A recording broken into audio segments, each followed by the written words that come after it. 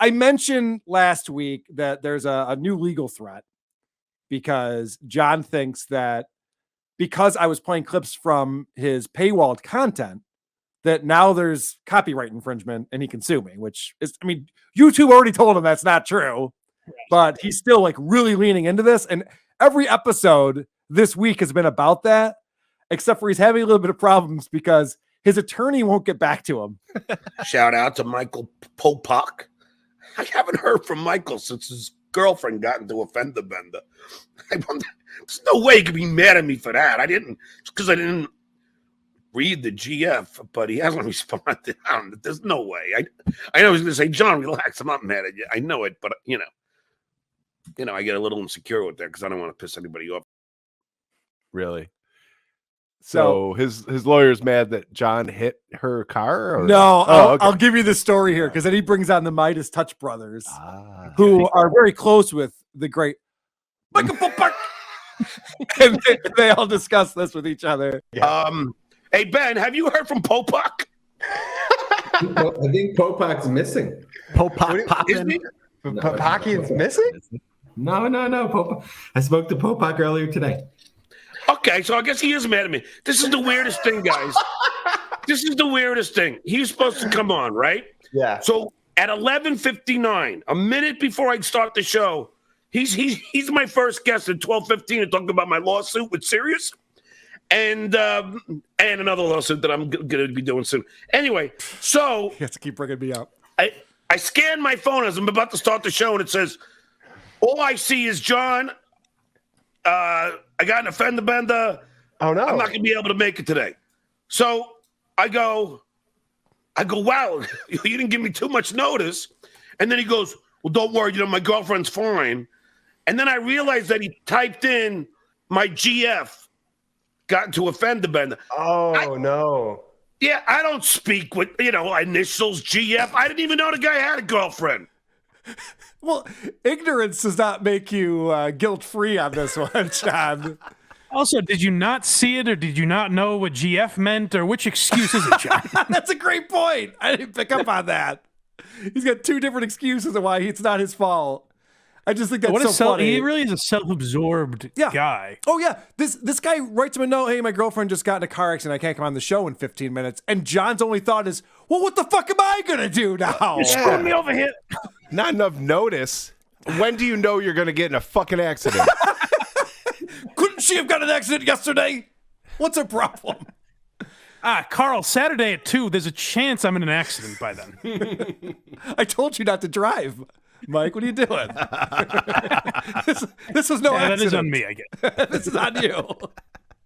So disrespectful. No. I mean, he should have accounted for that. I just think that because then I texted him a few times. I'm so sorry, Mike. I didn't get the GF. I'm not initially gifted. So you were like, when I thought it was you who got in the fender bender, I was like, bullshit excuse. Yeah. But now that I heard it's your girlfriend, now that I understand what GF says, now I'll give you a pass.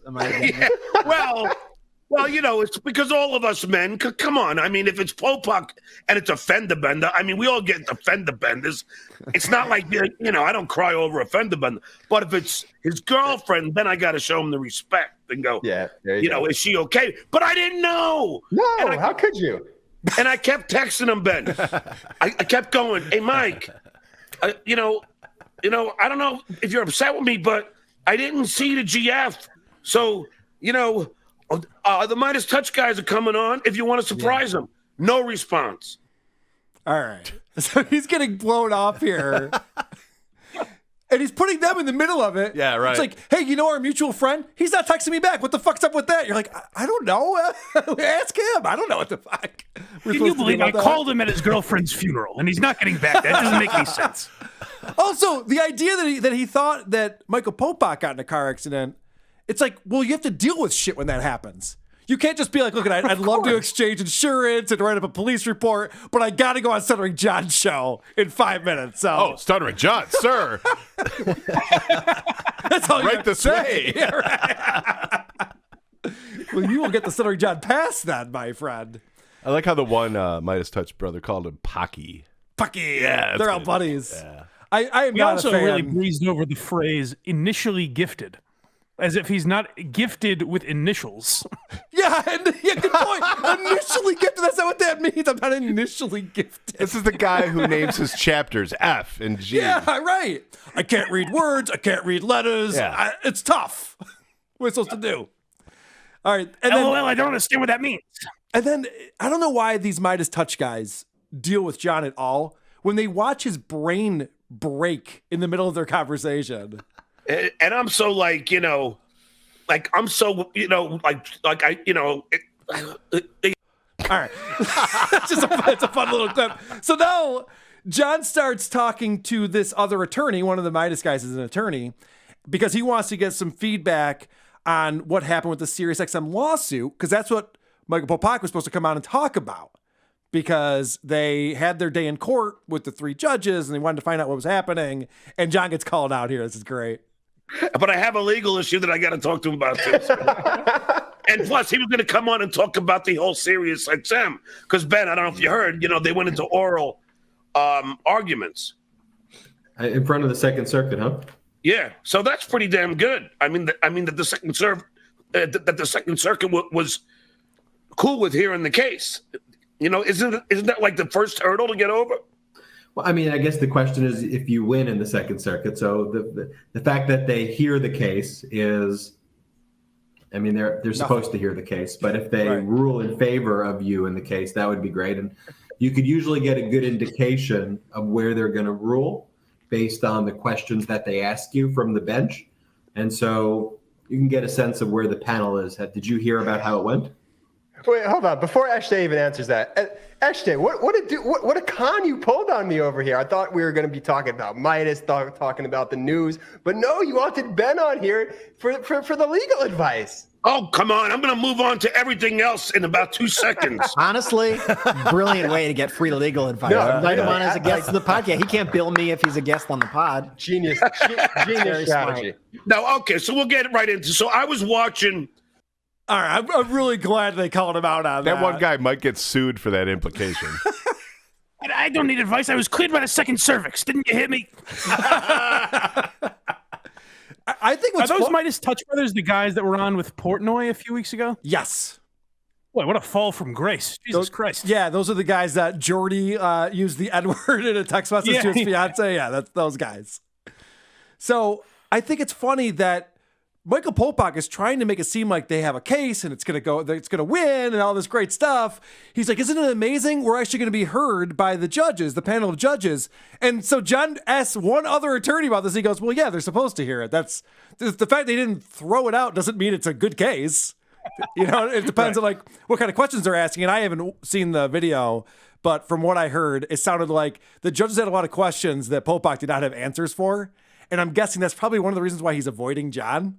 He doesn't really have any good news to share with them about this SiriusXM case because it's. Has anyone ever asked John? And I know you're a student of this, and I know you've brought it up before, but is there ever a point where John addresses the idea that SiriusXM played his audio for years and he didn't give a fuck? Yeah, I've brought that up many times because for 14 years he didn't say anything. It wasn't until he was unemployed that all of a sudden his right to publicity was so important to him. And that's the most mind-boggling. I'm amazed it hasn't gotten thrown out, quite frankly. Same here. It's shocking. So it'll get thrown out pretty soon, I'm pretty sure. But that won't stop John from his next lawsuit, suing yours truly. Called my attorney today as I prepare my next lawsuit, which is coming down the pike. Type me. And this one is not going to be something that somebody could easily squeeze out of. Leslie Ramsden, even though their lame excuses, just that, a lame excuse, would not hold up on any court. All right, so this is the Thursday show. So I was playing you the Tuesday show where he's saying Popak won't return my text. So now he has to pivot and pretend that he's talking to Popak again. Right? So he's like, oh yeah, I talked to my attorney today. We're definitely going to sue Carl, even though Carl's got that lame excuse. Fair use. What a lame excuse fair use is. I've got a whole legal team. It's not just Popak. Yeah, I know. He's making it sound like he's got this whole team, and he's trying to scare me again, and it never works. I don't know why he does this. Oh, he doesn't learn from his mistakes. So I think he's mad that I make more money from his beer on the balconies than he does. Right. Yeah. I think he wants a cut of it.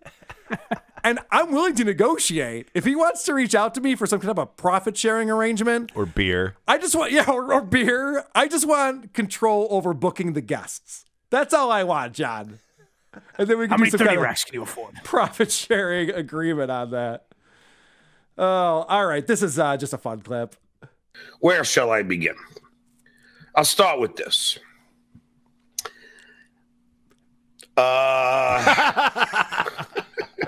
Yeah, I'll just put it up. Okay. There you go. Thanks for paying me to troll me. I love it.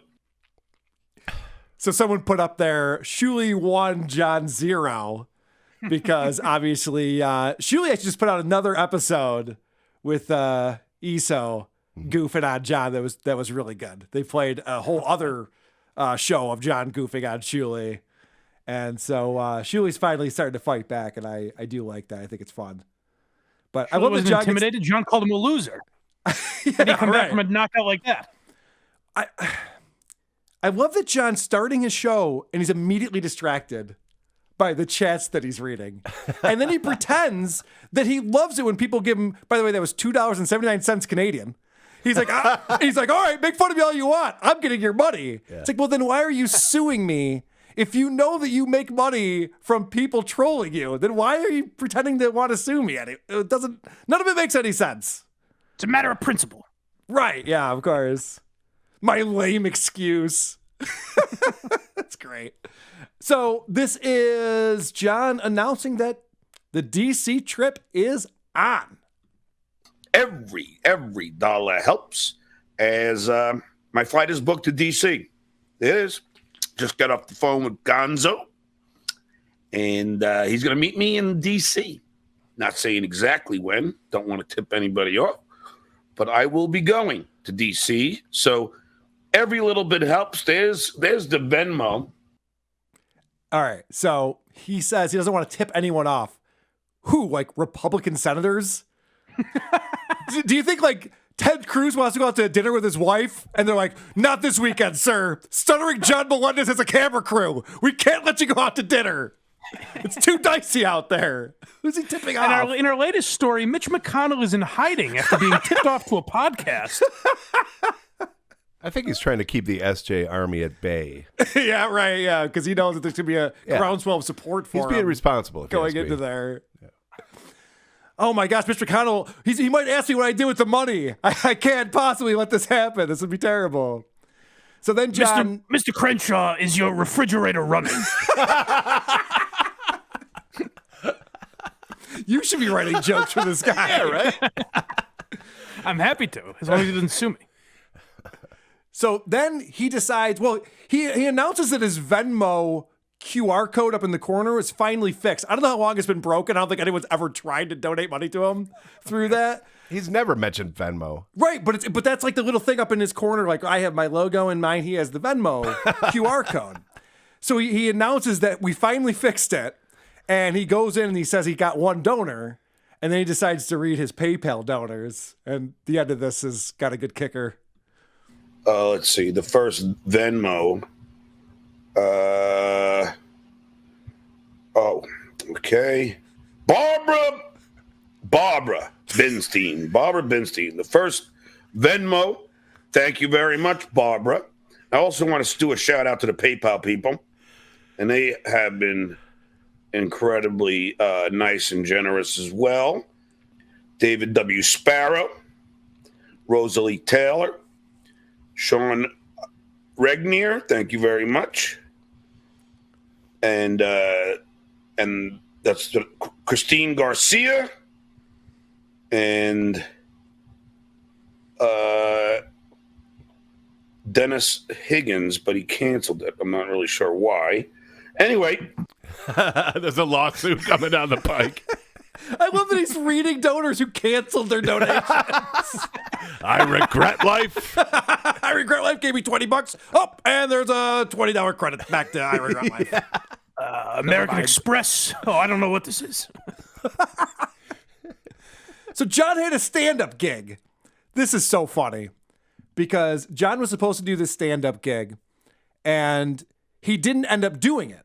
He ended up canceling at the last minute. So instead of doing a stand-up gig, he made phone calls to his moderator. Benny Loco, yes, our thoughts and prayers to your husband. I meant to call you last night, but instead I talked to Nikki B for 2 hours. Jill Carter, after I got home from what was pretty much a debacle. All right, so what was this debacle that happened? He explains. They booked me to do this show. I said, okay, but, they have like 8 cameras. I said, I don't want any tape for a 10-minute set for the amount of money you're paying me. No. And then they told me they wouldn't. And then I get there and they said, sorry, we really have to. And then I said, well, sorry, I'm not going on stage. Mark O.V., 193, Jill Carter. I've already been offered $10,000 for a special. I'm not going to do it for freaking $10. All right. John is claiming he's been offered $10,000 to do a stand-up special. By who? I assume by you, Carl, obviously. Yeah, we all put together. Dr. Steve. Dr. Steve, I think, is the main money behind that project. So what's amazing about this is I saw the flyers for this show. He was promoting this show. On the flyer, it said, live stream production produced by Cannabis Capital. It was on Twitch. It was being promoted as being streamed on Twitch. John goes, I didn't know this was going to be on the internet. He gets to the gig, sees the cameras, goes, what's going on here? They go, yeah, we're streaming it. And he goes, well, I'm not going to do it then. They're like, Jesus Christ, John, do you pay any attention to what's going on at all? I can't burn my best material. Yeah, I know. He still plays that card. Jay Leno told me, never put your material out there because you want to be able to reuse it. Yeah. Oh, God. In fact, he said, never do anything funny. Was it Leno who said that? I can't remember. This is just some funny stuff because as he's getting donations, he doesn't even know when he's getting trolled. This is a donation from Jerry Winters, who happens to be the quote-unquote woman that Podcast Hitman killed, and the avatars of Podcast Hitman. I obviously know Howard would not do anything malicious, so I'm sure there's a good reason for it. Jerry Winters, thanks for the $5. Speaking of movies, will the Hollywood show come back in the future? Yes, and thanks for reminding me, Jerry. It's just because I had the writing gig for the 5 straight weeks, writing for the app, wrote a lot of great questions. It's a trivia app, and I got it through a friend from the Tonight Show, and so I hadn't been doing the Hollywood show, but I will do it, especially with the new nominations that have come out. So I will bring that back. And thank you, Jerry Winters, for the $5. What bugs me about Hollywood's coming back. I'm excited about that. What I think is funny about this is that this is a guy who's super paranoid about being trolled all the time. Even people who aren't trolling him, he'll turn on them and get pissed off. Yet here we have this person who's totally trolling him, and he has no idea that's what's going on, and he'll never find Amazing out. what slips through the cracks. Yeah. Oh, I'd love to know what he's writing for this trivia app. Me too. I wish he would tell us what the app is. What is the capital of Vermont? Right, they're trivia questions. Like, why would you need a writer for that? It doesn't seem like That's a good question for the trivia app. Here's a Why trivia are they paying John Melendez? Yeah. How much does it pay to write trivia questions? Yeah, troll got him this job. Trivia.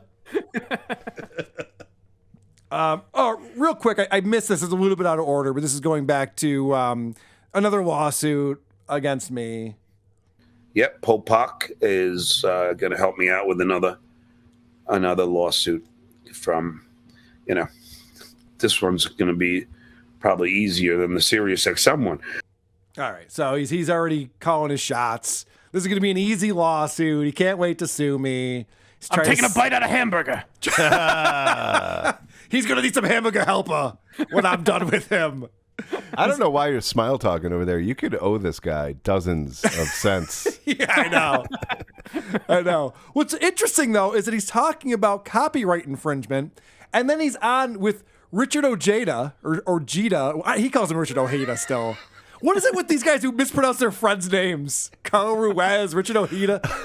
Anyway, he has this guy on, and they play this guy Randy Rainbow's video. And they play the entire thing. It's over 4 minutes long. There's no commentary. He doesn't pause it. There's no transformative content going on. This is what copyright infringement is. And there's a new strain of mutations at large. Some go by Lauren and others by Marge. They somehow spread to Washington, D.C. All through the GOP. I don't know who's running the federal government these days, Joe Biden or Prince John. What's with this dame? She thinks democracy's a game, and she's the same. So we refer to them both by one name. But girl, you're a Karen. You're an obnoxious, intolerant pain. Hun, you're a Karen. And you appear to be missing a brain. Fucking stupid. And John's dancing along with that because it agrees with him politically. Now he likes show tunes. Say what you want about it. I'll have it stuck in my head for the next 2 days. It is a catchy ditty. Don't get me wrong. That goes on for 4.5 minutes and John just plays it straight on his show. Like, hey, this guy's putting out some good content. I'll just put it on my show. It's content. That's exactly what copyright infringement is, John. You moron. I felt bad sending you any clip that's over a minute. Imagine if I made you sit here for 4. I'm telling you, Brendan Schaub is going to get to it. No, what you should have done is just sent me the entire episode. Carol, here's the entire episode. It all sucks. All right, I'll just play it. We'll just watch it. All right, cool. Just watch. One last clip that I have, and this is interesting. So there was a voicemailer, Roy, who turned me on to this. This is from the Howard Stern show, and John talking about the abortion joke on the Howard Stern show. So if you guys recall, John likes to say all the time that before he had his first kid, Howard said he should get an abortion, and John wanted to punch him out in the face. He was so mad at Howard. Now, it seems to me in this clip that John might have known that was a joke all along, and now he's pretending that he's offended by it. But you be the judge. Watch this. Yeah, somebody else let it slip a couple of weeks ago that you had already done. I know. I should mention, this segment is he was just fired from his afternoon DJ gig. So they have him in there with the program director who fired him, and they're talking about that. Yeah, somebody else let it slip a couple of weeks ago that you had already done. I know, I heard. John, I'll buy you lunch again. Everybody knew anyway. Well, there's still time for an abortion, though. Oh, no. Well, listen, sometimes you gotta make. Afford it. Sometimes you can't afford it. You just want an abortion. Howard did tell me Courtesy of Rob Zombie. Abort my first kid, and I'm going to tell her when she's 14. He did tell me to abort my first kid when I said I was. So she's 14, I'll have that conversation. You see, Howard, the guy that I'm hanging out with? He wanted me to kill you 10 years ago. What? What's going on there? Does John know it's a joke, or was he butthurt then too? I'm going to tell her. It seems like very nervous energy. Like he certainly knows it's a joke, but has nothing to come back with. But I'll defend him in this way. I think the reason he's stammering is because he probably is boiling with anger that he's afraid to release. Yeah, that could be true. It's hard to interpret what that was, but as soon as he heard the word abortion, he definitely triggered him. He's like, well, I'll wait till my daughter turns 14. I'm going to tell her that Howard Stern. My main takeaway with those old clips is it's amazing what alcohol does to the voice. Dude, he's a different person. It's completely different. He looks different. He sounds different. In every single way, it's a different person. And it's funny because when we bring people on here, like a Dr. Steve or any number of people who are Howard Stern fans, they all say, I used to like Stuttering John. Like we all used to like Stuttering John. You know, Brian Johnson from Tell Him Steve Dave. You know, I like Stuttering John. And then you like watch what he's becoming. You're like, oh, I don't like this guy. This guy I don't like. Stuttering John was fine, but it's really your fault though. I didn't realize he was an asshole until this program. Well, I also think that I've aged him quite a bit. I mean, me and the Silver Bullets are doing a number on this guy. Who are these podcasts?